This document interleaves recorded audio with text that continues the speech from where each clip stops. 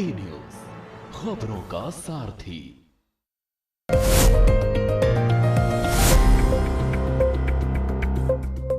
नमस्कार, के news India के खास कार्यक्रम स्पेशल रिपोर्ट में आप सभी का स्वागत है और मैं हूं आपके साथ गरिमा वाजपेयी। आज हम सबसे पहले बात करेंगे सीएम योगी की जापान सिंगापुर यात्रा की, वहीं दिखाएंगे पहाड़ की प्रतिभाओं को। देहरादून में सीएम धामी द्वारा दिए गए प्रोत्साहन पर अपनी खास रिपोर्ट और साथ ही साथ बात करेंगे Delhi Ghaziabad Meerut RRTS high speed corridor की और चलते चलते बात कानपुर के पूर्व विधायक प्रणव सिंह चैंपियन की एक बार फिर से सामने आए पुराने अंदाज की। तो चलिए अब खबरों में चलते हैं विस्तार से।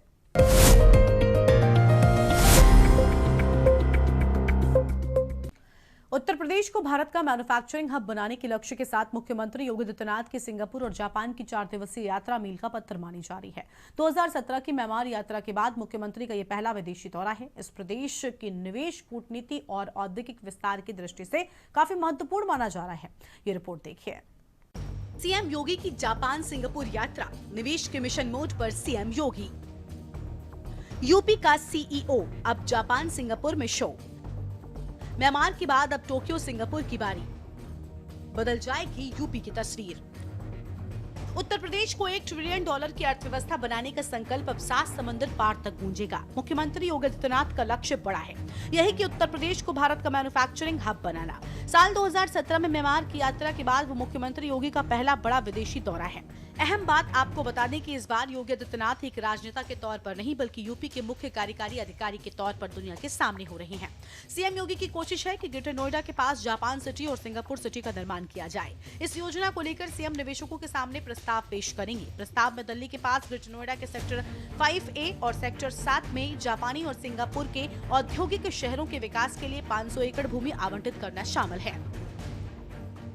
सीएम योगी की विदेश यात्रा का पूरा शेड्यूल। 23 से 24 फरवरी सिंगापुर ग्लोबल इन्वेस्टर मीट और G2B बैठकें। 25 से 26 फरवरी जापान राउंड टेबल मीटिंग और हाई स्पीड ट्रेन का अनुभव। बता दें कि 23 से 24 फरवरी को सिंगापुर और 25 से 26 फरवरी को जापान यात्रा के दौरान मुख्यमंत्री योगी 23 ग्लोबल कंपनियों के प्रतिनिधियों से मुलाकात करेंगे। इस यात्रा की खास बात यह होगी कि मुख्यमंत्री G2B यानी गवर्नमेंट टू बिजनेस बैठकों और राउंड टेबल मीटिंग के जरिए निवेशकों से सीधे संवाद करेंगे। यूपी के सीईओ की तरह वो निवेशकों से प्रदेश के औद्योगिक रोडमैप, नीति स्थिरता और कारोबारी संभावनाओं पर बातचीत करेंगे। प्रवासी भारतीयों और उत्तर प्रदेश वासियों को संबोधित करने के साथ स्कूली बच्चों से भी संवाद करेंगे। बताया जा रहा है कि जापान की अत्याधुनिक मैग्लेव ट्रेन जो चुंबकीय और शक्ति के सहारे पटरी से ऊपर हवा में तैरते हुए चलती है, मुख्यमंत्री योगी आदित्यनाथ के जापान दौरे का विशेष आकर्षण है। योगी आदित्यनाथ की अब तक की विदेश यात्राएं। मुख्यमंत्री के रूप में योगी आदित्यनाथ की ये दूसरी आधिकारिक विदेश यात्रा है। पहली यात्रा साल 2017 में सीएम बनने के कुछ समय बाद वो म्यांमार गए थे। म्यांमार में योगी ने संवाद कार्यक्रम में हिस्सा लिया था और बौद्ध धर्म से जुड़े कार्यक्रमों में शिरकत की थी। 2017 के बाद कोविड-19 महामारी और प्रदेश के भीतर विकास कार्यों की सघन निगरानी के कारण उन्होंने कोई विदेशी दौरा नहीं किया। लगभग 9 साल बाद सीएम का पहला बड़ा औद्योगिक दौरा। वहीं मुख्यमंत्री अपने जापान प्रवास के दौरान इस हाई स्पीड ट्रेन में 100 किलोमीटर की परीक्षण यात्रा करेंगे, जिसमें 50 किलोमीटर जाना और 50 किलोमीटर की वापसी होगी। दरअसल मैग्लेव ट्रेन को आधुनिक परिवहन का भविष्य माना जा रहा है। चुंबकीय तकनीक के कारण ट्रेन और ट्रैक के बीच प्रत्यक्ष संपर्क समाप्त हो जाता है, जिससे घर्षण लगभग शून्य हो जाता है। यही कारण है कि ये ट्रेन 600 किलोमीटर प्रति घंटे की अधिक की गति हासिल करने में सक्षम है। बता दें कि जापान टोक्यो से नागोया के बीच मैग्लेव कॉरिडोर को साल 2027 तक शुरू करने की दिशा में तेजी से कार्य कर रहा है। इसके बाद दोनों शहरों के बीच यात्रा समय आधे से भी कम रह जाएगा। मुख्यमंत्री योगी आदित्यनाथ की इस यात्रा को उत्तर प्रदेश में आधुनिक परिवहन ढांचे के विस्तार की दृष्टि से भी महत्वपूर्ण माना जा रहा है। मैग्लेव जैसी भविष्य की तकनीक का प्रत्यक्ष अनुभव नीति निर्माण और दीर्घकालिक योजना के लिए उपयोगी माना जा रहा है। जापानी विशेषज्ञों के अनुसार इस ट्रेन में सुपर कंडक्टिंग मैग्नेट और अत्याधुनिक गाइडवे सिस्टम का उपयोग किया गया है, जो इसे उच्च गति के साथ स्थिरता और सुरक्षा भी देता है। फिलहाल ट्रायल चरण में संचालित ये ट्रेन जापान की तकनीकी क्षमता की मिसाल है। इन्वेस्टमेंट डिप्लोमेसी के मुख्य बिंदु। सीएम योगी की किसी बिचौलिए नहीं बल्कि सीधे 33 बड़ी अंतर्राष्ट्रीय कंपनियों के प्रतिनिधियों से फेस टू फेस मीटिंग करेंगे। वो निवेशकों को भरोसा दिलाएंगे कि यूपी में कानून का राज है और नीतियां स्थिर हैं। सीएम वहां रह रहे यूपी के प्रवासियों और स्कूली बच्चों से भी बात करेंगे ताकि यूपी की नई छवि को ग्लोबल पहचान मिल सके।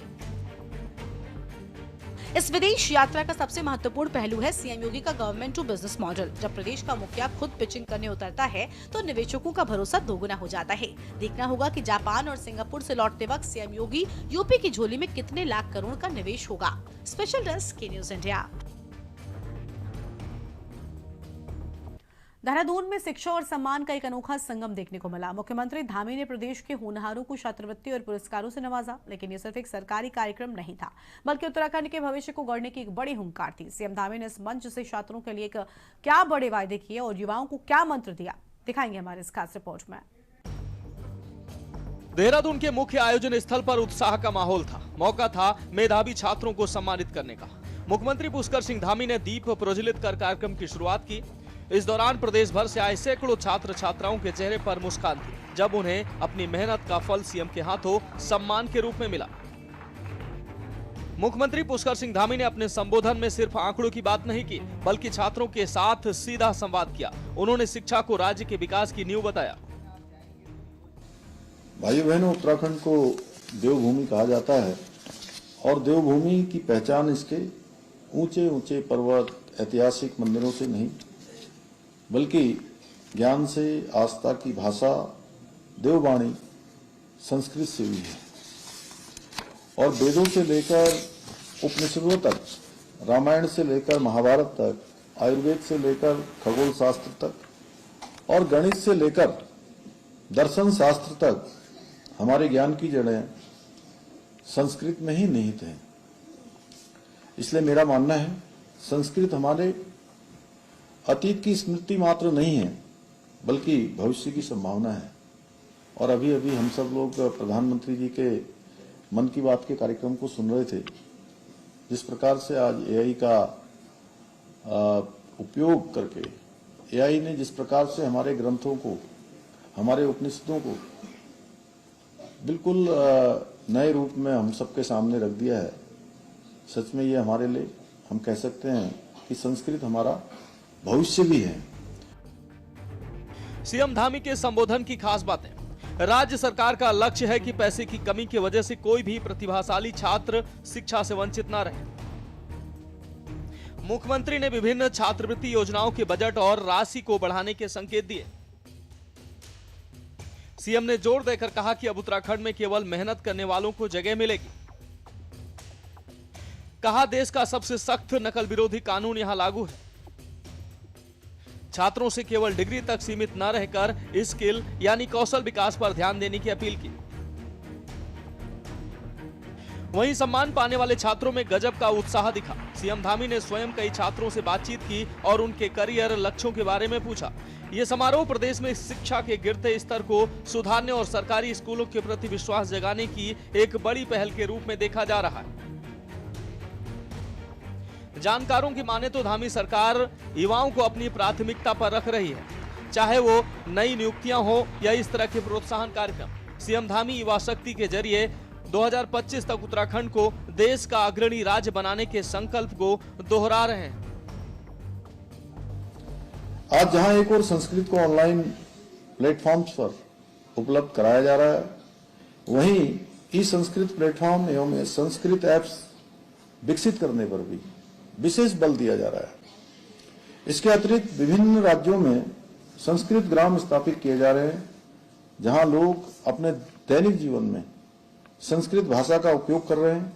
कर्नाटका का मटूर गांव का उदाहरण हमारे सामने है, जहां आज भी संपूर्ण जनजीवन संस्कृत भाषा में ही चलता है।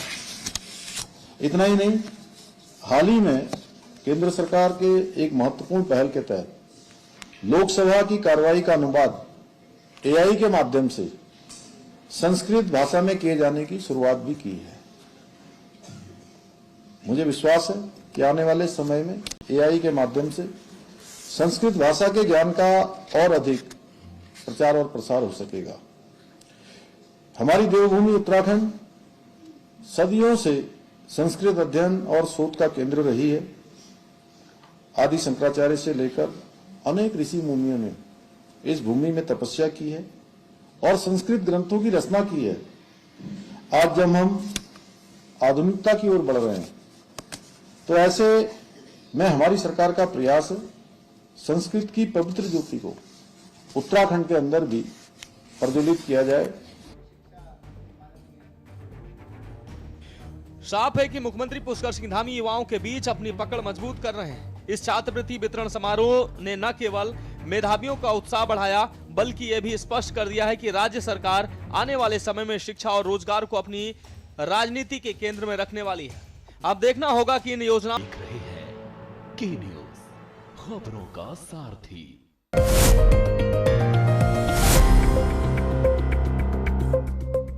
प्रधानमंत्री नरेंद्र मोदी ने देश की परिवहन क्रांति में एक और बड़ा अध्याय जोड़ दिया है। दिल्ली गाजियाबाद मेरठ आरआरटीएस कॉरिडोर अब पूरी तरह से जनता के लिए समर्पित है। 82 किलोमीटर का यह सफर अब मिनटों में सिमट जाएगा। साथ ही मेरठ वासियों को मिला है मेरठ मेट्रो का नायाब तोहफा। आइए देखते हैं इस हाई स्पीड कॉरिडोर की पूरी रिपोर्ट। रफ्तार, तकनीक और आधुनिक भारत की नई पहचान नमो भारत अब अपनी पूरी लंबाई के ट्रैक पर चल पड़ी है। दिल्ली के सराय काली खान से शुरू होकर मेरठ के मोदीपुरम तक जाने वाला ये 82.15 किलोमीटर लंबा कॉरिडोर अब हकीकत बन चुका है। प्रधानमंत्री मोदी ने इस कॉरिडोर के अंतिम हिस्से और मेरठ मेट्रो का उद्घाटन कर पश्चिमी उत्तर प्रदेश की तस्वीर बदल दी है।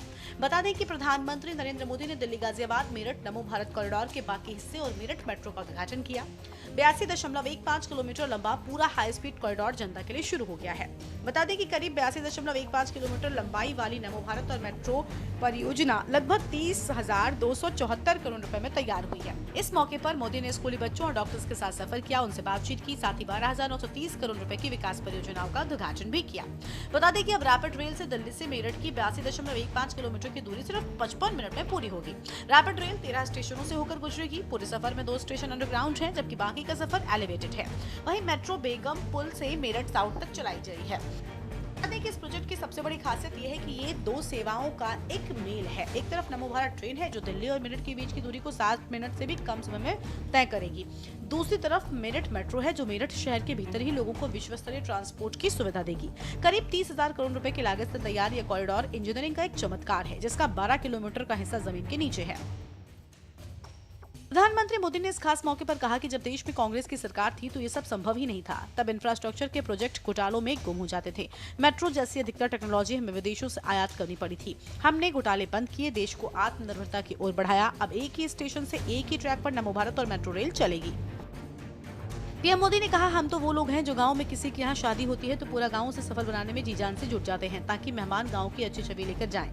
कांग्रेस तो अपने ही देश को बदनाम करने में जुटी है। कांग्रेस के नेताओं को मोदी से नफरत है, हम इसे भी सहन कर लेंगे, लेकिन कांग्रेस को याद रखना चाहिए कि ये एआई ग्लोबल समिट भाजपा का कार्यक्रम नहीं था, न ही उस समय भाजपा का कोई नेता वहाँ पर मौजूद था। और ये मामला कांग्रेस की हरकतों का लगातार चल रहा है। पार्लियामेंट में क्या किया? पार्लियामेंट में खुद परफॉर्म कर नहीं पा रहे तो अपने साथी दलों को भी बोलने का मौका नहीं देते, पार्लियामेंट को चलने नहीं देते। और उसका सबसे बड़ा नुकसान कांग्रेस के जो साथी दल है ना उनको हो रहा है। अब वो समझ गए हैं। ये अभी दिल्ली में उन्होंने जो ये नंगापन दिखाया, उनके सारे साथी दल चौंक गए हैं, सबने किनारा कर लिया। सुरक्षा के लिए इसमें आधुनिक सिग्नलिंग सिस्टम और प्लेटफॉर्म स्क्रीन डोर्स लगाए गए। प्रधानमंत्री का गति शक्ति विजन इस ट्रैक पर साफ नजर रखता है। बता दें कि नमो भारत के शुरू होने से न केवल व्यापार को गति मिलेगी बल्कि एनसीआर में प्रदूषण और ट्रैफिक के बोझ में भी बड़ी कमी आएगी। नमो भारत सिर्फ एक ट्रेन नहीं बल्कि बदलती हुई भारतीय रेल और शहरी परिवहन की एक नई परिभाषा है। मेरठ से दिल्ली अब दूर नहीं है और ये प्रोजेक्ट आने वाले समय में देश के अन्य हिस्सों के लिए एक मॉडल साबित होगा। स्पेशल डेस्क के न्यूज इंडिया।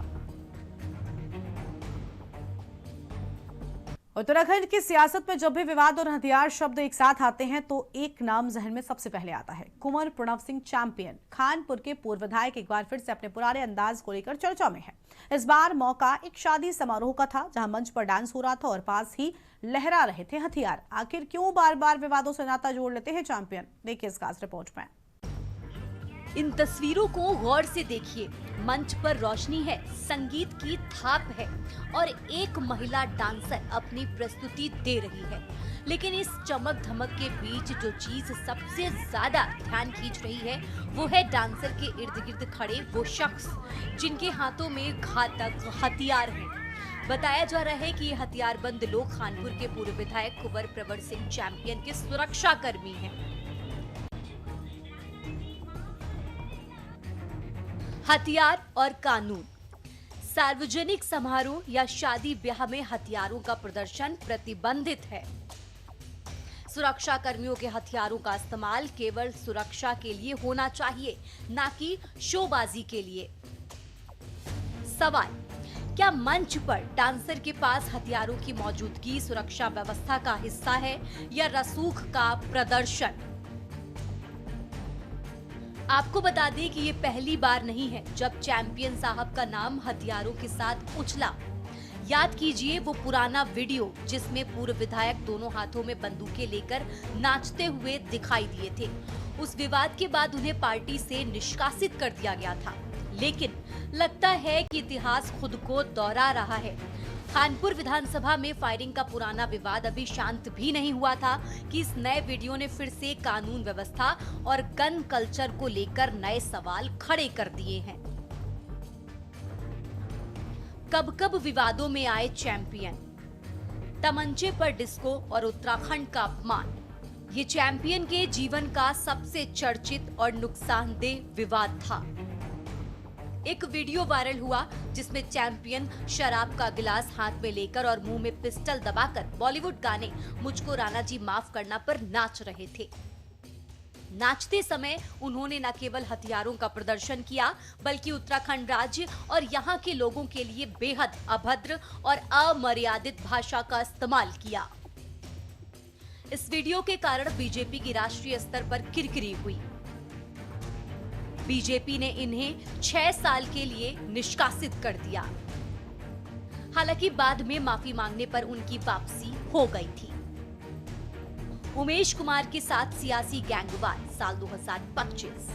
जनवरी 2025 में चैंपियन और खानपुर के वर्तमान विधायक उमेश कुमार के बीच विवाद ने हिंसक रूप ले लिया था।